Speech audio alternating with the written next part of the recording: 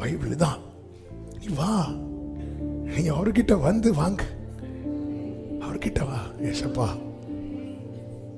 ஆண்டவரே, என்னப்பா வேணும் உனக்கு? இந்த மன்னிப்பு. எதுக்கு மன்னிப்பு? நான் இப்படி பண்ணிட்டேன். சரி, நீ பண்ணிட்ட, அதுக்கு நான் எப்படி மன்னிப்பு தருவேன் நீ நம்புற? அதான் அதுக்கான பனிஷ்மெண்ட் நீங்க வாங்கினீங்களாப்பா. என் மேல் விழும் தண்டனை உங்க மேல விழுந்துச்சு, உங்க தழும்புகளால நான் குணமாக. அந்த இடத்துல என் பாவ அறிக்கை இருக்கு, உணர்வு இருக்கு, விசுவாசம் இருக்கு. அதான். ஆனா நீ வராம இருந்தா குற்றவாளியே குற்றமற்றவனோட, நீ வந்துட்டேன்னா உனக்காக அவர் அடிக்கப்பட்டிருக்கிறார். இதுதான், இதை சொல்லு.